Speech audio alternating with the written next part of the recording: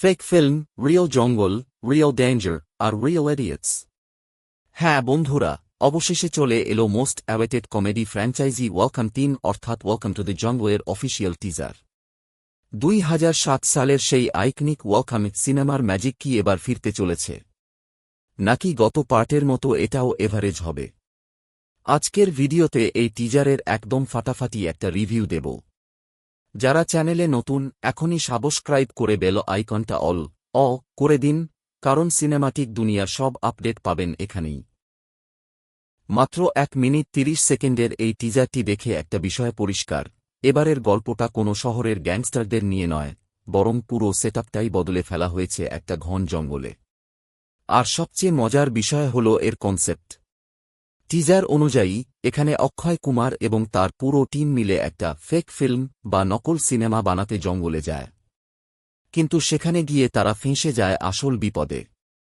অর্থাৎ শুটিং করতে গিয়ে আসল আর্মি, আসল জঙ্গল আর আসল ঝামেলার মুখোমুখি হয় এই পাগলের দল।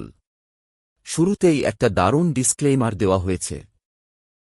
এই সিনেমা তৈরিতে কোনো পশু ব্যবহার করা হয়নি, কিছু ঘোড়া আর আমাদের মতো গাধা ছাড়া। এই এক লাইনেই বোঝা যাচ্ছে সিনেমাটি কতটা ক্রেজি হতে চলেছে।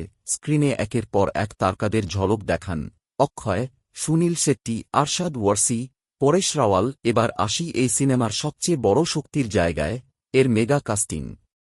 বলিউড ইন্ডাস্ট্রির অর্ধেক কমেডিয়ানকে মনে হয় এই এক সিনেমাতেই ঢুকিয়ে দেওয়া হয়েছে। অক্ষয় কুমার তো ফ্র্যাঞ্চাইজিতে ব্যাক করেছেনই, সাথে আছেন আমাদের সবার প্রিয় রাজু আর শ্যামের জোড়ি, সুনীল শেট্টি আর পরেশ রাওয়াল।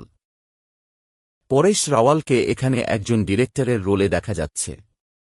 এছাড়া আরশাদ ওয়ারসি, শ্রেয়স তালপাডে, তুষার কাপুর, রাজপাল যাদব, জনি লিভার, কৃষ্ণ অভিষেক, মানে কমেডির পুরো এটিম হাজির। ফিমেল কাস্টে আছেন দিশা পাটানি, জ্যাকলিন ফার্নান্ডেজ এবং রভিনা ট্যান্ডন।